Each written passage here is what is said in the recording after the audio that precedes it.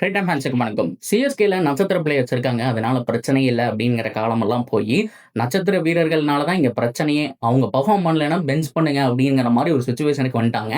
சிவம் துபே இந்த டீமுக்கு தேவையா? அப்படிங்கிற மாரியான கேள்விக்குறிகள் இருக்கு. அது எல்லாத்தையுமே கம்ப்ளீட்டா ஒரு வீடியோல பார்க்க போறோம். அவருக்கு பதிலா மாற்று வீரர் யாரு அப்படிங்கிறதையும் பார்க்க போறோம். அதுக்கு முன்னாடி ஃபர்ஸ்ட் டைம் சேனலுக்கு வரீங்கன்னா மறக்காம சப்ஸ்கிரைப் பண்ணி சப்போர்ட் பண்ணுங்க. அப்பதான் அப்டேட் எல்லாமே எங்கள வந்து சேரும். சரி வாங்க வீடியோக்குள்ள போலாம்.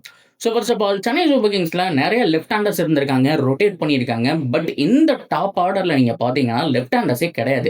பொதுவா லெஃப்ட் அண்ட் ரைட் காம்பினேஷன் இருந்துச்சுன்னா, அதுக்கு தகுந்த மாரி பவுலர்ஸ் பிளான மாத்துவாங்க.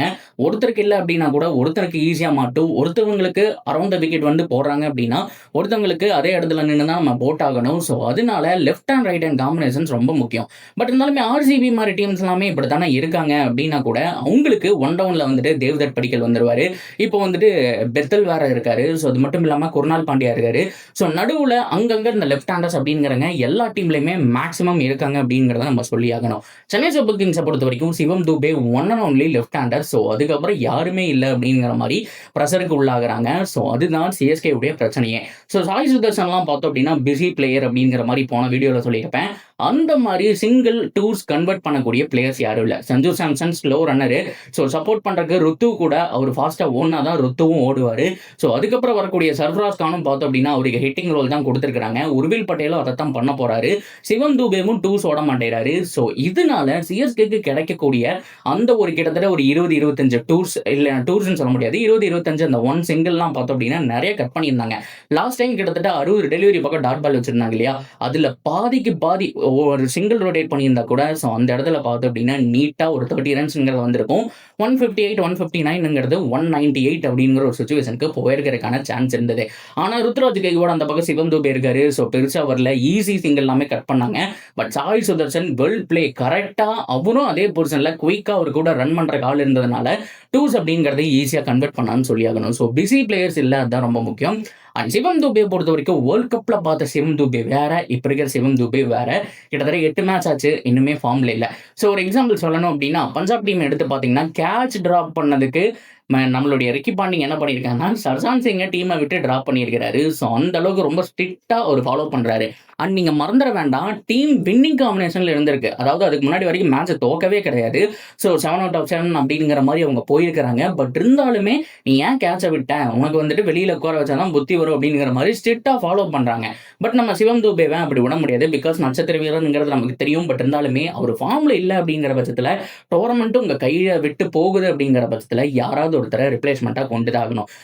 பெஞ்சை பொறுத்த வரைக்கும் ஆளுகை இல்லை அப்படிங்கிற மாதிரி சொல்ல முடியாது. ராமகிருஷ்ண கோஸ் அவருடைய பிளேஸ்ல நீங்க எடுத்தீங்க அப்படின்னா, அவர் ரைட் ஹேண்டர் அப்படின்னா கூட அவரை விட இவர் வந்துட்டு கொஞ்சம் அவர் அடிக்கக்கூடிய ஹிட்டிங் இவரும் அடிப்பாரு.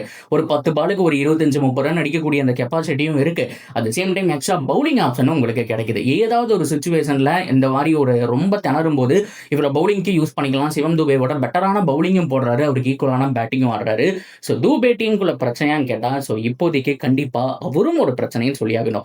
அதுக்காக இப்ப டிராப் பண்ணணுமா டிராப் பண்ண வேண்டாமான்னு கேட்டா பிரசாந்த் வீர் இருக்காரு. அவரை எடுத்த ஒரு எக்ஸ்ட்ரா ஸ்பின் ஆப்ஷன். அது மட்டும் இல்லாம யங்ஸ்டர்ஸ் டூஸை வந்துட்டு நிறைய கன்வெர்ட் பண்றாரு. நம்ம பார்த்தோம் ஆர்சிபி கூட மேட்ச் லாஸ் பண்ணியிருந்தாருமே, அவர் கிட்டத்தட்ட 20-25 பால் அந்த 45 அப்படிங்கிற மாதிரி அடிச்சிருந்தார் இல்லையா? நிறைய டூஸ் ஓடி பார்த்தோம், 4 and 6 எல்லாம் அடிச்சு பார்த்தோம். அந்த கெப்பாசிட்டி இருக்கு, டைம் எடுத்து ஆனாலுமே அந்த கெப்பாசிட்டி இருக்கு. சான்ஸ் அப்படிங்கறது வந்துட்டு இப்ப கொடுக்கலன்னா எப்படி? இன்னும் கிட்டத்தட்ட 6 கேம் தான் இருக்கு. மஸ்ட் வின் கேம்ஸ் அப்படிங்கிறப்போ ஏதாவது ஒரு முடிவு எடுத்தாகணும். இன்னொன்னு சிவம் துபே ஆடாததுக்கு இன்னொன்னு ரீசன் என்ன அப்படின்னா, ஃபர்ஸ்ட் ஆஃப் ஆல் அவர் 2022, 23, 24 அதெல்லாம் பார்த்தோம் அப்படின்னா தோனி, அதுக்கப்புறம் ஜடேஜா, இன்னும் நிறைய பேர் டவுன் ஆர்டர்ல இருந்தாங்க. யாராவது வந்து கொஞ்சம் அடிச்சு கொடுப்பாங்க நம்பிக்கை இருந்துச்சு. அதனால இவர் ஃப்ரீ ஃப்ளோயிங்கா ஆடினாரு. பட் இப்போ என்னாச்சு அப்படின்னா, அவர் ஒருத்தர் தான் இந்த பக்கம் வந்துட்டு தாங்கி ஆகணும் அப்படிங்கிற சுச்சுவேஷன். ஏன்னா மேல டாப் 3 அவுட் ஆயிட்டா எல்லாம் இன்எக்ஸ்பீரியன்ஸ் அப்படிங்கிற ஒரு நிலைமைக்கு புதுசாகிறாங்க. அதனால 100% சிவம் துபே மேலையும் நம்ம பழிய போட முடியாது. ஓவராலா என்னதான் சொல்யூஷன்ஸ் அப்படின்னா, கண்டிப்பா டீம் மேனேஜ்மெண்ட் முடிவு எடுத்தாகணும். டிராப் பண்ற மாதிரி இருந்தா சிவம் துபேவை இப்பவே டிராப் பண்ணணும். இல்ல அவருக்கு சான்ஸ் கொடுக்குற மாதிரி இருந்தது அப்படின்னா கொஞ்சம் மேல ப்ரொமோட் பண்ணி ஃப்ரீயா ஆட வைக்கணும். பவர் பிளேலயே பேட்டிங் வந்தாலும் ஆச்சரியப்படுறது கிடையாது. ஏன்னா லெஃப்ட் ஹேண்ட் ரைட் ஹேண்ட் காம்பினேஷனை மெயின்டைன் பண்ணி ஆகணும். பவர் பிளேல 2 விக்கெட் போயிடுச்சு அப்படின்னா அவர் ஜோன் எல்லாமே லாங் அண்ட் லாங் ஆஃப்லாம் தூக்கி தான் அடிக்கிறாரு. தாராளமா பார்த்தோம் அப்படின்னா நீ பவர் பிளேயை போய் மேக்ஸிமைஸ் பண்ண அப்படிங்கிற மாதிரி அனுப்பிச்சு விடலாம். பட் அந்த ஒரு காலை சிஎஸ்கே எடுப்பாங்களா அப்படிங்கிறதான் மிகப்பெரிய டவுட்டே.